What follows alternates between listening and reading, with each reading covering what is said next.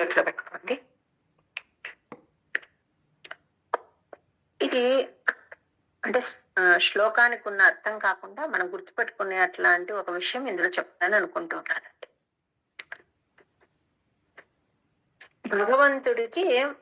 భగవంతుడి పైన మన పూర్తి బాధ్యత ఉందండి. ఆయన ఎప్పుడు మనల్ని చూసుకుంటారు, కానీ మనము అంత పూర్తి బాధ్యతను ఇవ్వమన్నమాట. ఒకవేళ చేయకపోతే, ఆయన చూసుకోకపోతే ఎలాగా అని ఆలోచిస్తూ ఉంటాం. నోటితో ఏమంటుంటాం, మా బాధ్యత అంతా దేవుడి పైన వేసినాము అని అంటూ ఉంటాం, కానీ టెన్షన్ పడుతూనే ఉంటాం. నువ్వు టెన్షన్ పడుతున్నావు అంటే పూర్తి బాధ్యత వేయలేదని అర్థం. ఇంకెవరు దానికి మళ్ళీ సర్టిఫై చేయాల్సిన పని లేదనమాట. మనం ఏమనుకుంటామంటే దేవుడి పైన నమ్ముకో, దేవుడిని శరణు పొందు, నీకేం కాదని ఎవరైనా పెద్దవాళ్ళు చెప్పినప్పుడు అలాగే అంటామో, నేను మొత్తం దేవుడి పైన వదిలేసినాను అంటాం, కానీ టెన్షన్ పడుతుంటాం. అంటే ఒకవేళ ఆయన మనకు సమయానికి సహాయం అందించకపోతే ఏం చేయాలి అని ఇంకొక దారి వెతుకుతూ ఉంటాం. ఇది కాకపోతే ఇంకొకటి అని చూస్తూ ఉంటాం. అప్పుడు అది కంప్లీట్ శరణాగతి కాదని చెప్తుందండి శాస్త్రం. నీవు ఒక్కసారి దేవుడి పైన బాధ్యత వేస్తే ఇంకా టెన్షన్ పడకూడదు, ప్రశాంతంగా ఉండాలి. నువ్వు అప్పుడు వదిలినట్టు ఆయన్ని నమ్మి ఆయన చేతికి నీవు నీ సమస్య కానీ నీ జీవితాన్ని కానీ ఆయనకి ఇచ్చేసినట్లు అనమాట. అది ఇక్కడ ఏమవుతుంది అంటే, ఈ భాగవతం అంతా ఉపనిషత్తుల సారం అండి. ఉపనిషత్తు ఏం చెప్తుందో ఆ విషయాలన్నీ భగవద్గీత భాగవతంలో వచ్చినాయి. దీనికి ఏం చెప్తారు అంటే, స్వయంభూ మనువు గురించి చెప్పుకున్నాం మనం. స్వయంభూ మనువు, శతరూపాదేవి వాళ్ళ గురించి చెప్పుకున్నాం. వాళ్ళు తన పుత్రులకంతా రాజ్యభారం ఇచ్చి తపస్సు చేసుకుని వెళ్ళిపోయినారు. ఆయన తపస్సు చేసేకి వెళ్తే ఆ బుద్ధి కూడా పరమాత్మ కలిగించినాడండి. అలాగా వెళ్ళాడు. ఆయన వెళ్ళి తపస్సు చేసుకుంటూ ఉంటేనట రాక్షసులు వచ్చినారట. ఇతను ఎట్లా ఉన్నాడు అంటే, తపస్సు చేసుకుంటూ అంత ఏకాగ్ర చిత్తంతో వేద మంత్రాలను పఠిస్తూ ఉన్నాడట. ఎవరు? స్వయంభూ మనువు. అతను ఉన్న స్థితిని చూసి నిద్రలో అచేతనుడుగా ఉన్నాడని భావించి ఆకలిగా ఉన్న రాక్షసులు అతన్ని తినడానికని వచ్చినారట. ఒకరు కాదు, చాలా మంది వచ్చినారు. అది ఈయనకు తెలిసిందనమాట. మామూలుగా ఏం చేస్తామో అక్కడ నుంచి తప్పించుకుని వెళ్ళిపోతామో, లేకపోతే ఏదో వేరేది చూస్తాం కదా. కానీ స్వయంభూ మనువ తన మనసుకు శిక్షణ ఇచ్చుకుంటూ ఉన్నాడటండి. ఏమని? ఓ మనసా, నువ్వు దిగులు పడకు, నువ్వు పరమాత్మ గురించి మాత్రమే చింతన చెయ్యి అని తర్ఫీదిస్తున్నాడట. ఇస్తూ ఏం చెప్తున్నాడు అంటే, ఈశావాస్య ఉపనిషత్ అని ఒకటి ఉందండి. చిన్న ఉపనిషత్తు, కానీ చాలా బాగుంటుంది. అంటే మనందరికీ కూడా అర్థమయ్యే అట్లా కష్టం లేకుండా ఉంటుంది అనమాట. ఈయన ఏదైతే మనసుకు తర్ఫీదిచ్చి ఈయన సాధన చేసినాడో అదే ఈశావాస్య ఉపనిషత్ అనే పేరుతో ప్రసిద్ధి చెందిందండి.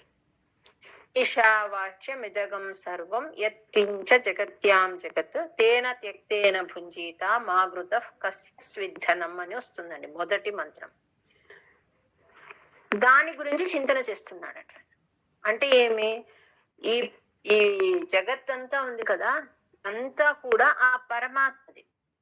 అంటే మనం కదా మన ఇల్లు అని ఎలా అనుకుంటామో, ఈ సృష్టి జగత్ అంతా ఆ పరమాత్మది. ఆయన కంట్రోల్లో ఉంది, ఆయన చూసుకుంటాడు. నువ్వెందుకు దిగులు పడతావు, రాక్షసులు వచ్చినారని, నిన్ను డిస్టర్బ్ చేస్తున్నారని, నువ్వు డిస్టర్బ్ చెందవద్దని చెప్తున్నారటండి. ఇక్కడ ఈ మంత్రంలో ఇంకొక అర్థం ఏముంది అంటే, నీవు అంతా పరమాత్మనిదే ఇదైనప్పుడు నీ పాలికి ఏస్తే దాన్ని నువ్వు సంతోషంగా అనుభవించు అని దాని అర్థం అండి. తేన త్యక్తేన భుంజీత అంటే, దేవుడు నీకు ఏది ఇస్తాడో దాన్ని తీసుకో, హాయిగా ఉండు అని. అంటే మన కోసం ఏదో పెట్టే ఉంటాడండి ప్రతి ఒక్కరి కోసము. మన కర్మానుసారం మనకైతే ఏమి లేకుండా చేయడు, ఎవ్వరికి ఉట్టి చేతులతో పంపడు. మన కోసం ఏదో ఉంటుంది. అట్లా మన కోసం ఏది పెట్టినాడో అది దొరికి తీరుతుంది. దాన్ని ఇంకొకరు ఎవ్వరు తీసుకోవడానికి అవకాశం లేదండి, ఎవ్వరు లాక్కోలేరు. మన పాలిటికి ఏదైతే పరమాత్మ ఇస్తాడో అది ఇంకొకరు తీసుకోలేరు అన్నమాట. అది తేన త్యక్తేన భుంజీత అంటే, నీకు ఏదైతే రాసిపెట్టి ఉందో లేక నీకు ఏది దొరుకుతుందో దానితో హాయిగా ఉండు అని అన్నమాట. నీకు ఏదైతే ఇవ్వలేదో, వేరే వాళ్ళకి ఏదైతే ఇచ్చినాడో దాని గురించి కుళ్ళు పడద్దు అని చెప్తున్నాడండి. కుళ్ళు అంటారు అంటే ఈర్ష. నీకు ఇచ్చింది మాత్రమే నీదని గుర్తించు, వేరే వాళ్ళకి ఇచ్చింది నీది కాదు. దాన్ని చూసి అసూయ పడవద్దు అని. మా గృధ కస్య స్విధనం అంటే ఇంకొకరికి ఎవరిది నువ్వు మా గృధ అంటే ఆశించుకు. ఎవరికైనా ఇంట్రెస్ట్ ఉంటే అది తీసుకుని దాని వ్యాఖ్యానాలు ఉంటాయండి. ఈశావాస్య ఉపనిషత్, ఈశావాస్యోపనిషత్ అని కూడా అంటారు. చిన్నది కానీ మనకు అది శ్లోకం చెప్పుకోనికి రాకపోయినా దాని అర్థం చాలా బ్రహ్మాండంగా చాలా బాగుంటుందండి. అట్లా అంటే అన్ని ఐశ్వర్యాలు సుఖాలు భోగాలు అన్ని మార్పుకు లోనయ్యేటివి, ఇవన్నీ అనిత్యాలు. ఇవన్నీ ఏవి కూడా ప్రశాంతతను కలిగించవు. మరి ప్రశాంతత కలిగించాలంటే ఏం చేయాలి అంటే అన్ని భగవంతునితో నింపివేయాలట. నింపివేసి అన్ని ఆయనే అనే భావనతో ఉండాలట. తర్వాత అన్ని అతనికి చెందినవి ఇంకెవరివి కావనే భావనతో ఉంటే అప్పుడు మనకు ప్రశాంతత వస్తుందటండి. అంటే త్యాగ చింతన రావాలట. కుర్వన్నేనేహ కర్మాణి అని చెప్తారు దానిలో. అంటే అన్ని నువ్వు చేస్తున్న పనులన్నీ కూడా నీవు కర్తవ్యాలను విహిత కర్మలను ఇవన్నీ చేస్తూ నువ్వు సంవత్సరాలు జీవించాలని ఆశించు. నీలాంటి వాళ్ళకి ఇది తప్ప మరో మార్గం లేదు. నేను అప్పుడు ఏ కర్మలు కూడా నిన్ను అంటవు అని ఆ రకంగా ఇంకా చాలా ఉన్నాయి. అవన్నీ ఆయన ఆలోచిస్తూ మనసును తర్ఫీ చేసుకుంటూ ఉంటాడండి. వాళ్ళు వచ్చి మీద పడుతున్నా ఆయన చలించలేదు. ఎవరు? స్వయంభూమను. అట్లా ఎప్పుడైతే ఆయన శరణాగతి చెందినాడో అప్పుడు పరమాత్మ వచ్చినాడటండి. ఎవరా పరమాత్మ అంటే యజ్ఞనామక పరమాత్మ. మనం యజ్ఞనామక పరమాత్మ గురించి చెప్పుకున్నాం ఆల్రెడీ. ఎవరితను అంటే అతని మనుమడండి. స్వయంభూ మనువు యొక్క మనుమడు అనమాట, యజ్ఞ పురుషుడు. ఆయన వచ్చి ఆ రాక్షసులందరినీ సంహరించి ఈయనకు తపస్సు చేసుకోవడానికి మంచి అవకాశం కలిగించినాడు. ఏ దేవుడైతే నన్ను తపస్సు చేయడానికి ప్రేరేపించినాడో ఆయన మీద భారం వేసి నేను తపస్సు చేసుకుంటానని ఈయన ధ్యానం చేసి కూర్చున్నాడు.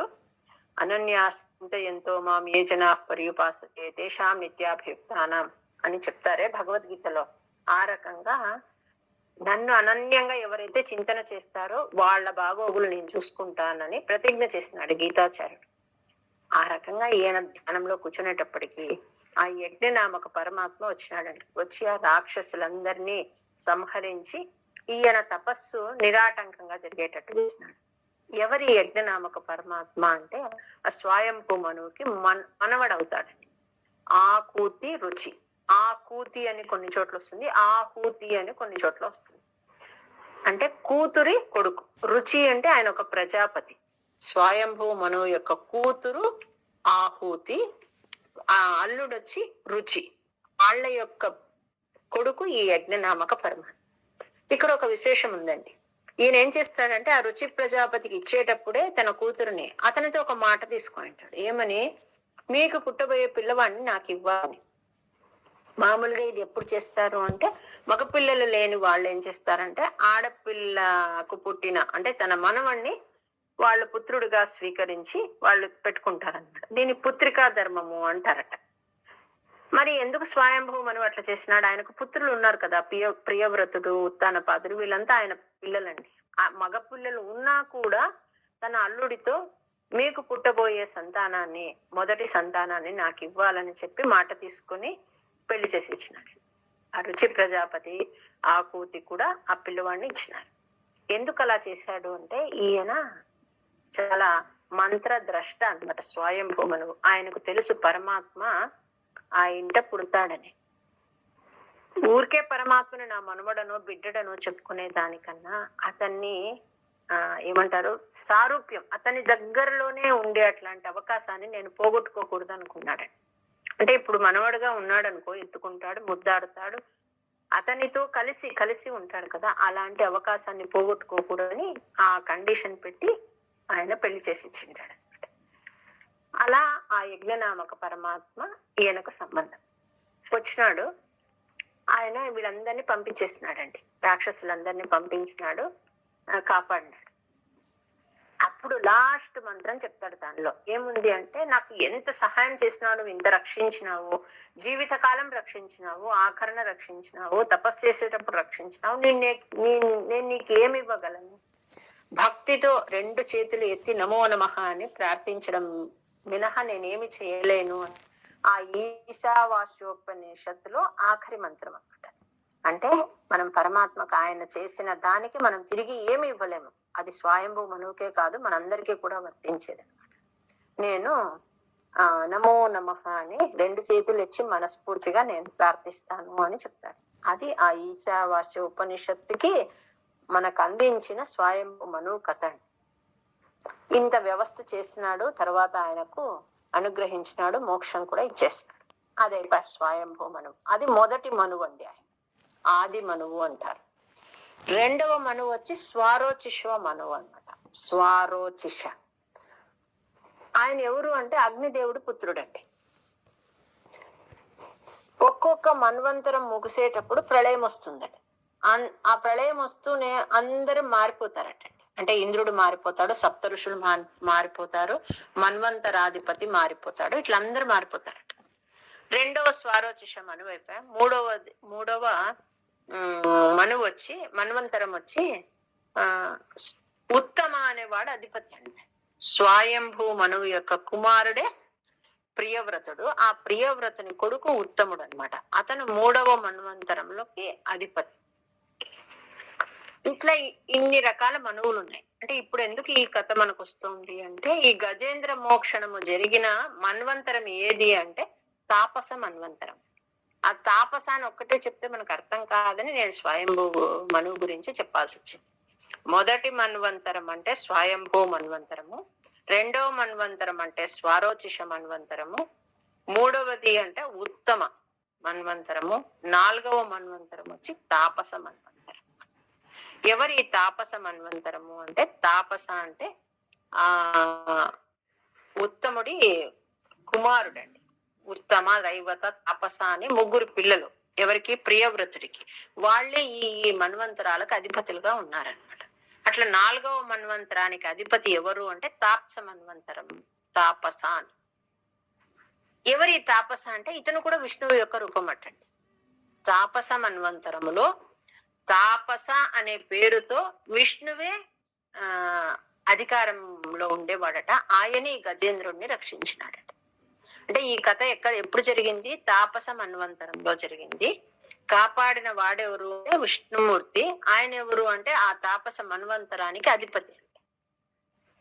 అంటే ఒక ఏనుగు మోక్షణం ఇచ్చిన కథ ఇది. ఇక్కడ జరగలేదండి, భరత భూమిలో జరగలేదు ఈ కథ. క్షీరసాగరం దగ్గర జరిగిందనమాట. త్రికూట పర్వతంలో నడిచింది కథ. అక్కడ 1000 ఏళ్లు పోరాటం జరిగింది. ఆ రమణీయ ఉద్యానవనము అన్ని అక్కడంతా వర్ణిస్తారనమాట, ఎట్లా ఉంది ఆ త్రికూట పర్వతం దగ్గర అని. గజేంద్రుడు అంటే మగ ఏనుగు, ఇంకా మిగిలినవన్నీ ఆడ ఏనుగులు అనమాట. అక్కడ ఎదురుచ్ఛయ అని ఒక పదం వాడతారు వేదవ్యాసుల వారు. ఎదురుచ్ఛయ అంటే అనుకోకుండా ఒక మొసలి వచ్చి గజేంద్రుడి పాదం పట్టుకునేసిందటండి. విడిపించుకునే ప్రయత్నం ఎంత చేసినా కూడా కుదరలేదటండి. దాంతో పాటున్న ఎన్నో ఆడ ఏనుగులు, పిల్ల ఏనుగులు అవన్నీ కూడా ప్రయత్నం చేస్తే కూడా మొసలి వదలలేదు, అంత గట్టిగా పట్టుకోయిందటండి. ఇంకా ఏనుగు తన స్వప్రయత్నం చేసింది, దాంతో కూడా కుదరలేదట. అవి 1, 2 రోజులు, 3 రోజులు, 4 రోజులు చూసి ఇంకా మేము చెయ్యలేమని వెళ్ళిపోయినాయట. ఏవి? మిగిలిన ఏనుగులన్నీ. గజేంద్రుడు ఒక్కడే అయిపోయినా పాత్రలు కడిగేసి మళ్ళీ ఊడుస్తూ తలపేసి మిగిలిన ఆడ ఏనుగులన్నీ వెళ్ళిపోతున్నాయండి. తన బలము కుదరలేదు. అది ఎలా లాగిందట అంటే, ఒకసారి ఏనుగు మొసలిని లాక్కొని నీటికి ఆఖరికి అంటే గట్టు వరకు వస్తుందట, మళ్ళీ లోపలికి వెళ్ళిపోతుంది. ఒకసారి మొసలి లాక్కొస్తుందట.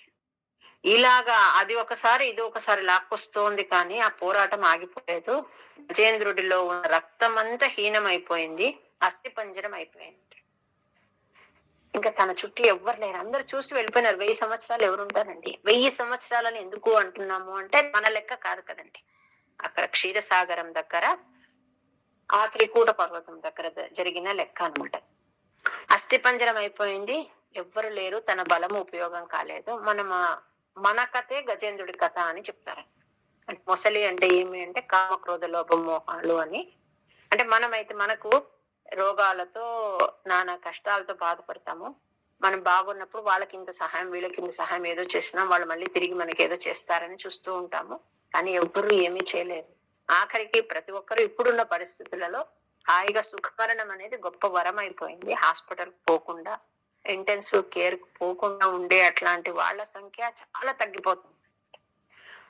కొంతమంది ఎక్కడి వరకు వస్తారు, హాస్పిటల్ చేర్పించే వరకు వస్తారు, కొంతమంది హాస్పిటల్ లోపలికి వస్తారు, ఇంకొంతమంది ఇంటెన్సివ్ కేర్ బయట ఉంటారు. ఇంతే ప్రస్తుత పరిస్థితి అనమాట. అంటే ప్రాణం పోయేటప్పుడు ఎవరు ఉంటారు వీటి దగ్గర అంటే ఇంకెవరు ఉండరండి. తను సంపాదించిన డబ్బు ఉంటుందా అంటే ఉండడు. ఎవరు హాస్పిటల్లో ఉన్న డాక్టర్. మనకు గజేంద్రుడు ఈ రకంగా అప్పుడు తనకు అనిపించింది, గత జన్మ స్మృతి వచ్చింది. తన గత జన్మలో ఆ ఇంద్రద్యుమ్నుడు అనమాట మంచి పరమాత్మ ఉన్నాడు. ఒకసారి వస్తే ఆయన లేచి నిలబడ్డాడు. నిలబడ్డాడు అంటే ఆయనకి మర్యాద పూజ చేసుకుంటూ ఉండి ఉంటాడు. వచ్చి శాపం ఇస్తారన్నమాట. ఇక్కడ చెప్పేది ఏమి అంటే ఇప్పుడు నువ్వు ఏ పని ఆ పని ఆపి ఆయనకు చేసే నమస్కారము, ఆయనకు చేసే శుశ్రూషని ఇక్కడ నేను దానికన్నా సేవ కన్నా వేరే మంచి పని చేస్తున్నాను కదా అనే భావన వీడిలో ఉంటే వస్తుంది. కాబట్టి అలాంటి సంస్కృతి వద్దని చెప్పి అతన్ని ప్యూరిఫై చేయడానికి అలా అదే శాపం ఇవ్వాల్సి వచ్చింది అని. నువ్వు మొత్తం ఉన్నావు, వచ్చినా లేవలేదు కాబట్టి నీవు ఏనుగై బతుకమని చెప్తారనమాట. అలాగా ఏనుగైపోతాడు అతను. ఇంకొక చోట మొసలి అనమాట. ఆ మొసలి దగ్గరకు వచ్చేప్పటికి ఏమవుతుంది అంటే అతను పిల్లవాడు అనమాట. ఋషిమునులంతా తపస్సు చేస్తూ ఉంటే గంధర్వుడు అనమాట. ఋషిమునులంతా తపస్సు చేస్తూ ఉంటే నీళ్లలోకి వెళ్ళిపోతాడటండి. నీళ్లలోకి వెళ్ళిపోయి లోపలే డైవ్ చేస్తూ అంటే నీళ్లలోనే ఈదుతూ ఉన్నిందినట్టు వాళ్ళు తపస్సు చేసి అర్ఘ్యం ఇస్తూ ఉంటే వాళ్ళు కాలు పట్టుకొని లాగేస్తాడట. వాళ్ళు మొసలి వచ్చిందని భయపడి వణికిపోతూ గట్టుకొచ్చేస్తారు.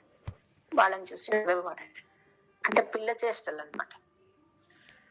దాంతో వాళ్ళు ఏం చేస్తున్నారంటే అలా ఓర్చుకున్నారు. దేవల అనే ఋషి మాత్రము చాలా కోపగించుకున్నాడటండి. కోపగించుకొని నువ్వు మొసలి అయిపోమని శాపం ఇచ్చినాడట. అతను వెంటనే శాప విమోచనానికి అడిగినాడు అనమాట. అయ్యో నేను తెలియక చేసేసినాను, మొసలి జన్మ నాకు వద్దు అని. అయితే నువ్వు గజేంద్రుడి కాళ్ళు పట్టుకో, ఉద్ధరింపబడతావు అని చెప్పి వెళ్ళిపోయేస్తాడు. ఆ గంధర్వుడే ఈ మొసలి అయినాడు. కానీ అతను ఎంత బాగా ఆ దేవల ఋషి చెప్పిన మాట పట్టుకున్నాడంటే అసలు వదలలేదటండి. 1000 సంవత్సరాలు పట్టుకోవడం అనేది సాధారణమైన విషయము కావాలనే వదలలేదనమాట. అంటే నేను ఉద్ధరింపబడతానని చెప్పినాడు కదా దేవలుడు, నేను ఉద్ధరింపబడాలి అని అలాగే ఉన్నాడు. దానికేమో నీటిలో బలం ఉంది, కానీ ఒకే పని మనము అంత కంటిన్యూస్ కాలం ఎవరు చేయలేం కదా. కానీ అది చేసిందండి, ఉద్ధరింపబడాలి. భగవంతుని పొందాలంటే భక్తుల పాదాలు పట్టుకోవాలంట. ఆ రకంగా ఆ గజేంద్రుడి పాదం పట్టుకుంది. గజేంద్రుడు స్తుతించినాడు, మనం ఆల్రెడీ చెప్పుకున్నాము. ఆ స్తుతి చాలా గొప్పగా ఉందండి. మీరు భాగవతంలో తీసి చదవండి. ఎట్లా ఉంటుంది అంటే ఆయన మొసలి నుంచి రక్షణ అడగాలి కదా. ఆయనకి ఎట్లాంటి స్మృతి కలుగుతుంది అంటే మొసలి నుంచి రక్షించమన్నాడు. ఈ సంసారం అని మొసలి నుంచి రక్షించమని వేడుకుంటూ ఉన్నాడు. మొసలి పట్టుకుని అతని రక్తం అంతా కారిపోయి కష్టపడుతూ ఉన్నాడు. కానీ అతని ప్రేయర్ ఎట్లా ఉంది అంటే నాకు ఈ సంసారం అనే మోక్షం, ఈ మొసలి నుంచి నాకు విడిపించు, ఈ బంధం నుంచి విడిపించని కోరుకుంటున్నాడండి. దేవుడు అంటే ఏ దేవుడు గురించి, శివుడా, విష్ణువా, బ్రహ్మ అని అడగలేదండి. గుణపూర్ణుడో శక్తిమంతుడో, ఎవరు గుణపూర్ణుడో ఎవరు శక్తిమంతుడో, ఎవరు అందరికీ పైన ఉండేవాడో అట్లాంటి పరమాత్మ రావాలని చక్కగా స్తుతి చాలా బాగుంది. అదంతా స్తుతిస్తాడండి ఆయన. వీళ్ళెవ్వరు రాలేదు, పరమాత్మ వచ్చినాడు. ఎట్లా వచ్చినాడు అంటే గరుడుడిపై కూర్చొని వచ్చినాడంట. గరుడు అని ఇక్కడ ఎందుకు చెప్తున్నారు అంటే గరుడు పైన రావడము అంటే అర్థం ఏమి అంటే గరుడు వేదమయుడండి. అంటే వేదము ద్వారానే మనకు పరమాత్మ తెలుస్తాడు. ఆ వేదం యొక్క స్వరూపమే గరుడు. మనం విష్ణువాలయం వెళ్తే ఊరికి జస్ట్ అలా మొక్కనేసి ఇలా తిరుగుతామండి. ఆ గరుడుని చూస్తూనే మనకు ఆ భావన రావాలన్నమాట. ఎక్కడన్నా వెళ్ళినప్పుడు మనం గరుడుని చూసి మొక్కుంటాం. జస్ట్ చాలా క్యాజువల్ గా ఒక్క నమస్కారం చేసి ఇటువైపు తిరిగేస్తాం కదా, అది కాదనమాట. ఆయన అంతటి గొప్పవాడు అనమాట. వేదము ద్వారా వేదమయుడైన పరమాత్ముడు తెలియబడతాడు గరుడు ద్వారా. అలా ఆయన పైన వచ్చినాడు. ఎవరైనా వచ్చినది తాపస్రూపి పరమాత్ముడు. తాపస మన్వంతరంలో జరిగింది. తాపస్రూపి పరమాత్ముడే వచ్చినాడు. ఈ స్తుతిస్తూ ఉన్నాడు. ఆయన వచ్చేది వెనక కనబడిందండి. గరుడారుడై వచ్చేది. ఏమివ్వాలి అని చూస్తున్నాడండి. తనున్న పరిస్థితిలో ఏమీ ఇచ్చినట్టు లేడనమాట. మనము పరమాత్మ దగ్గర గుట్టి చేతులతో వెళ్ళకూడదని ఒక పువ్వు, ఏదో దీపమో, ఒక కొబ్బరికాయో, పండో ఏదో తీసుకొని వెళ్తాం. అట్లా వెళ్ళకూడని ప్రదేశాలు ఏవి అంటే ఏదో ఒకటి తీసుకునే వెళ్ళాలి. దేవుడి దగ్గరికి వెళ్ళినా, గురువు దగ్గరికి వెళ్ళినా, చిన్న పిల్లలు ఉన్న చోటికి వెళ్ళినా, రోగుల దగ్గరికి వెళ్ళినా ఉట్టి చేతులతో వెళ్ళకూడదటండి. ఏదో ఒకటి చేతిలో పట్టుకెళ్ళాలండి. అయ్యో చక్రధారి నా కోసం వస్తున్నాడు, ఇతనికి ఏమి ఇవ్వాలని చూస్తే ఒక పుష్పం కనిపించిందట. కష్టంతో పీకినాడటండి. ఆయనకు చాలా కష్టమైందట ఆ పువ్వు లాగడం. అంతటి దుర్బలుడైపోయినాడు అనమాట. కృచ్ఛ అని ఒక పదం వాడతారు. కృచ్ఛ అని అంటే అస్థిపంజరం లాగా అయిపోయినాడు. అంత కష్టమైన పని అయిందట అతనికి పువ్వు లాగడం. మెడ పైకెత్తి ఎంత కంఠం ఉందో అంత కంఠంతో కూడా అరుస్తోందట. ఆ అరుపులో అర్థమట నారాయణ అఖిల గురో భగవన్ నమస్తే అన్నట. ఆ గజేంద్రుడు చేసిన ఆ స్థుతిలోని ఆ మాటని మనం రోజు చెప్పుకుంటున్నాం. నారాయణ అఖిల గురో భగవన్ నమస్తే. పరమాత్మ వచ్చేది కనిపించి ఆ పువ్వు తీసుకొని మెడ ఎంత పైకి అయితే అంత పైకి ఇలా ఎత్తి ఎంత కంఠం ఉందో అంత కంఠంతో గట్టిగా స్తుతిస్తూ ఉన్నాడట. ఆ అరుపులోని అర్థం ఇదట, నారాయణ అఖిల గురో భగవన్ నమస్తే అని. పరమాత్మ వచ్చినాడు. ఆయన చెప్పాడు కదండి గీతాచార్యుడై, పత్రం పుష్పం ఫలం తోయం యుమే ప్రయచ్చతే. ఏది ఇచ్చినా నేను తృప్తి పడతాను, కానీ నువ్వు ఏమి ఇచ్చినావు అనేది కాదు ముఖ్యము, ఎలా ఇచ్చినావు అనేది ముఖ్యం. ఎలా ఇస్తున్నావు అంటే భావన, అది ముఖ్యం అనమాట. ఆయన వచ్చినాడు, చక్రం ప్రయోగించి ఆ మొసలి కట్టయిపోయింది ఇలాగా. తర్వాత గజేంద్రుని అలా స్పృశించినాడు, ఇద్దరిని అనుగ్రహించినాడు. అంటే ఆశ్చర్యకరమైన రూపంతో ఆయన గంధర్వుడయి వచ్చేసినాడు. ఆ ముసలి పరమాత్మకు నమస్కరించి స్తుతించి పైకి వెళ్ళిపోయినాడు. భగవద్ భక్తుల పాదాలు ఎలా పట్టుకోవాలి అంటే గజేంద్ర మోక్షణంలో ముసలి పట్టుకున్నట్టు పట్టుకోవాలంటే అలా పట్టుకున్నాడు. గజేంద్రుడు కూడా స్వామి ఎప్పుడైతే స్పృశించినాడో ఆయనకు దివ్యమైన విష్ణు రూపం కలిగిందటండి. ఆయన్ని తీసుకుని వెళ్ళాడట. అక్కడ అగస్త్యుడి శాపము ఈయనకు, దేవల ఋషి శాపము మొసలికి అన్నమాట. ఇద్దరికి ఆ శాప విముక్తి కలిగింది. అక్కడ వచ్చిన మిగిలిన దేవతలకు, ఋషిమునులకు పరమాత్మ చెప్తున్నాడట, ఈ దుస్వప్నముల నుంచి విముక్తి కలుగుతుంది గజేంద్ర మోక్షణం కథ ఎవరైనా స్మరిస్తే అని. మనకు ఒక్కొక్కసారి ఏవో కళలు వస్తూ ఉంటాయండి. అంటే ముందు గడిచిపోయిన ఘటనలైనా జరగబోయేవైనా ఏదో వస్తూ ఉంటాయి. కొన్ని గుర్తే ఉండవు, చాలా గుర్తుండవు, కొన్ని గుర్తుంటాయి. కానీ అవన్నీ అట మనకు స్వప్నము అంటే ఏదో జరగబోయేదో జరిగిండేదో మనకు స్మృతిలోకి వస్తూ ఉంటుంది. వాటి ఉపశాంతి కోసము ఇది గుర్తు చేసుకోవాలట. అన్ని నదులు, పర్వతాలు, దేవతల స్మరణ తెల్లవారి చేయడము మంగళకరమైందట. అందులో ఈ గజేంద్ర మోక్షణం మనము ఆ త్రికూట పర్వతం గురించి, అక్కడున్న ఉద్యానవనం గురించి, ఆ మొసలి గురించి, గజేంద్రుడి గురించి, ఆయన చేసిన స్తుతి గురించి, మళ్ళీ పరమాత్మ రక్షించినది, ఇవన్నీ చెప్పుకుంటే ఏమవుతుంది అంటే నిద్ర లేస్తూనే చెప్పుకోవాలటండి. చెప్పుకుంటే ఆఖరున మనకు పరమాత్మ తన స్మరణ ఇస్తాడట. ఆ వరము ఫలశ్రుతిగా చెప్పబడదు. అది గజేంద్ర మోక్షణం అండి. ఇవాళకి వచ్చి టైం ఎక్కువ తీసేసుకున్నాను. జ్ఞానానందమయం దేవం నిర్మలస్ఫటికాకృతిం ఆధారం సర్వ విద్యానాం హయగ్రీవం ఉపాస్మహే. ఏతత్ఫలం సర్వం శ్రీ సద్గురు చరణారవిందార్పణమస్తు. జై గురుదత్త అండి. జై గురుదత్త.